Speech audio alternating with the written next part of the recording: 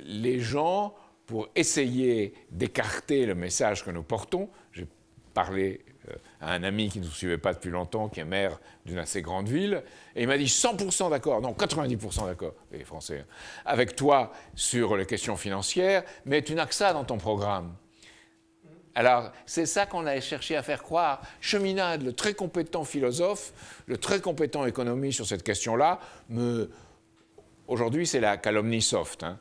Avant, c'est la calomnie dure, mais c'est un mis de la rouge, c'est un fasciste, on ne sait pas d'où il vient, on ne sait pas qui il est. Bon, aujourd'hui, ils ne peuvent plus dire ça. Donc, ils disent, c'est un philosophe. Déjà, Franz-Olivier Gisbert l'avait dit dans Des paroles et des actes. C'est un philosophe, c'est un intellectuel, il plane, il n'est pas fait pour la politique, quoi. Et dans la politique, il faut savoir se salir les mains.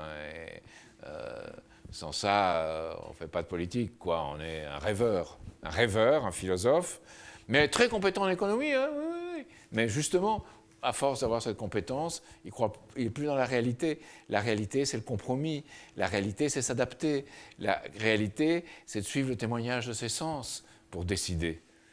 Et c'est toute cette fausseté qui s'est introduite dans le monde dans lequel nous vivons. Et dès qu'on a une exigence, comme cette femme avec ses enfants qui sont de diverses origines, cette femme, on lui inflige un outrage simplement parce qu'on la perçoit comme différente. Et cette perception comme différente, c'est le fait qu'on ne respecte plus ce que chaque être humain a de semblable et de propre en lui, qui est cette capacité de faire mieux, de faire mieux et de faire mieux. Aujourd'hui, on a oublié cela, et on vous dit même, d'ailleurs, si vous pensez que l'être humain peut faire mieux, si vous pensez que l'homme n'est pas un singe, eh bien, vous devez être un peu facho, quoi. Alors, c'est complètement absurde, c'est absurde, et les gens n'y croient pas. Hein. Tous les gens qui sont... C'est un certain milieu parisien qui discute de ces choses-là, en fait un sujet de débat et interminable dans lequel on ne prend pas de décision. Et cette impuissance, et moi, deux choses dans la situation française, politique, économique, sociale, m'irritent et me fâchent et m'attristent le plus, c'est l'hypocrisie et l'impuissance. Je crois, ça sera peut-être une conclusion, sauf s'il y a d'autres choses, que impossible n'est pas français.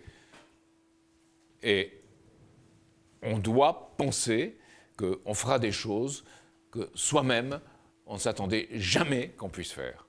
C'est la définition des résistants et de la France libre. Et ils sont là pour moi. Ils sont là avec nous. Ils ne sont pas morts.